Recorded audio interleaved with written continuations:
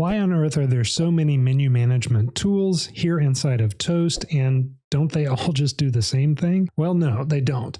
They have a lot of overlapping use cases, but I'll show you why I use different ones for different use cases, and hopefully you can start saving some time in here. So let's start out with the menu builder. It still says new right here. This rolled out in 2024, and it is the cool kid on the block. It looks better. It's got all of your menus and menu groups on the left side, and then on the right, this item list.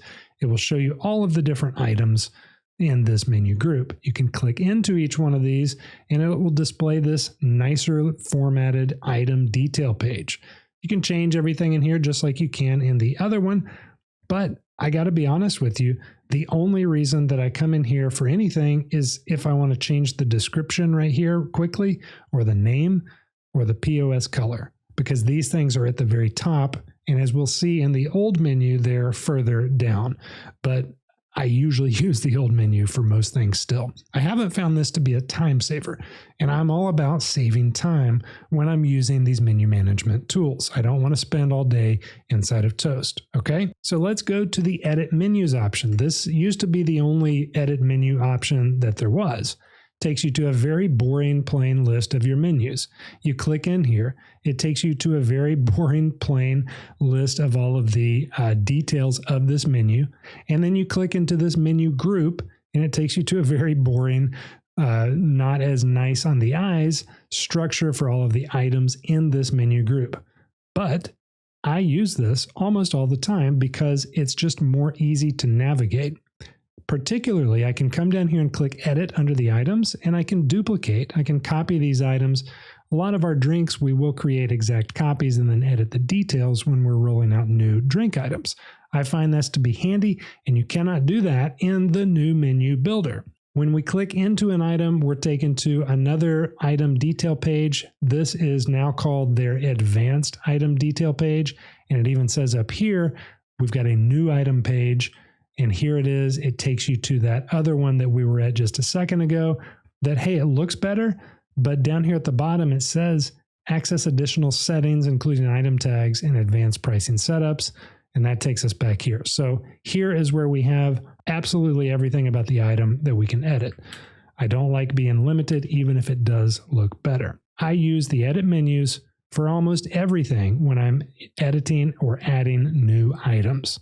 Now, the other one that I will use in very particular use cases is the advanced properties. Let's click into here and we've got a nice accordion drop-down menu for our menus, our menu groups, and then the items and even down to the modifier groups inside of the items.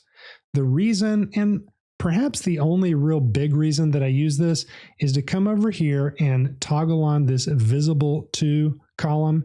And this lets me very quickly, for many different items or menu groups at a time, toggle on or off where they are displayed.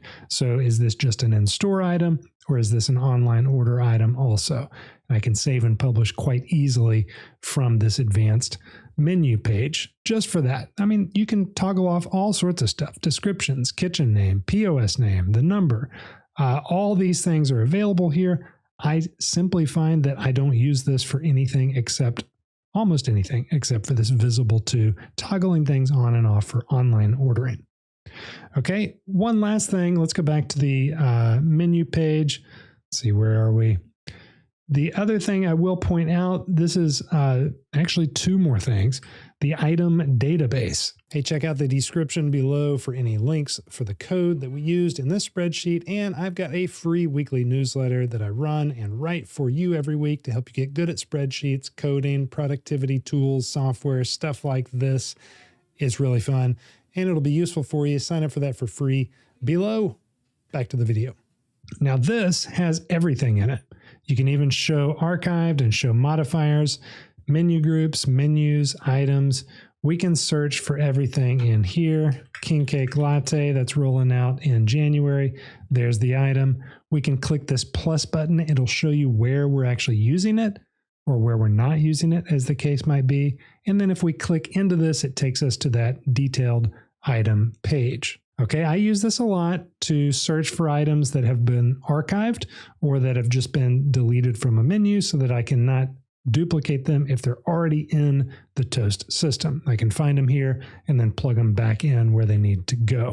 And finally, the price editor. This is another menu management tool that I use often to edit bulk pricing. So if we've got a bunch of pricing going out, pricing changes, and I want to just say, hey, all of these items, in fact, let's just check this menu group. All these items are going to update, increase by 25 cents. Boom.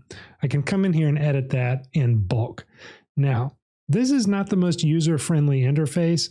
I think Toast could do a better job on this, but it gets the job done. There are just opportunities for mistakes in here, typo mistakes. It's kind of like manually entering stuff in a spreadsheet, sort of, instead of automating things. So I got a little beef with this, but it's what we got to get the job done, and it does a decent job.